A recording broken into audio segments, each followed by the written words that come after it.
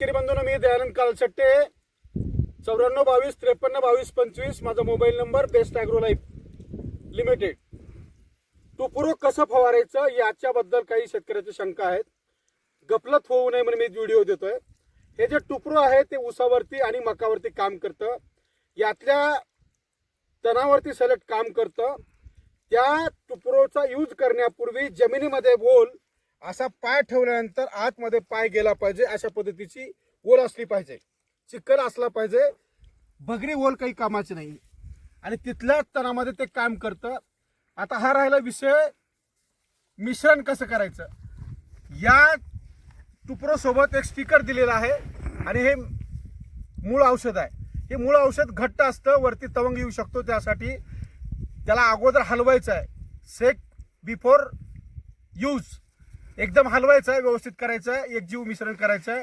आणि हे पंपाला 3 मिली घ्यायचं किंवा याचे 10 पंप तुम्ही 30 मिलीचे 10 तांबे करू शकता. त्यानंतर स्टिकर घ्यायचं आहे. हे स्टिकर 30 मिली प्रति पंप घ्यायचं आहे आणि योग्य मिश्रण व्यवस्थित करायचं. पाण्याचं पीएच टेस्ट करायचं आहे. पीएच जर योग्य असेल तर चालतं.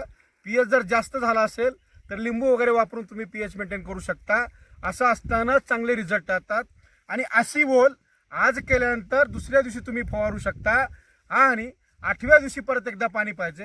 या तणनाशकाच्या या केमिस्ट्रीचा काम करण्याचा एक पद्धत अशी आहे की हे 15 दिवस लागतं. याला 7व्या दिवशी तण पिवळं पडायला सुरू होतं आणि 15व्या दिवशी पूर्ण तण वाळून जातं. यामध्ये गाजरपाला, शिपरट,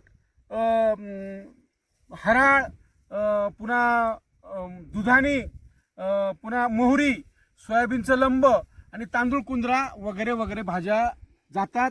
यामुळं बिलायत जात नाही. आणि जर समजा बिलायत घालायचं असेल आणि तिथं हरभरा वगैरे जर नसेल तर सुरुवातीला टुप्रो घ्या, त्यानंतर 2,4-D कुठलीही मिक्स करा आणि मग स्टिकर वापरा. असं मिश्रण करा.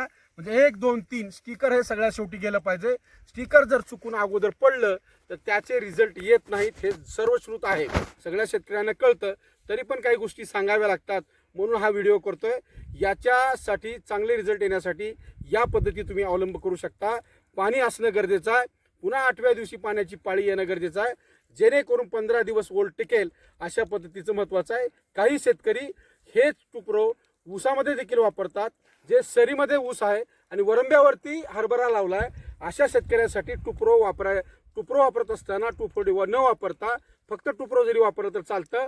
थोडं बहुत पिवळा झटका पडल्यासारखा होतो, पण ते फवारल्यानंतर पुन्हा 10व्या दिवशी टॉनिक आलं ते कव्हर होऊ शकतं. इतकं सांगायचं आहे आणि थांबायचं. धन्यवाद.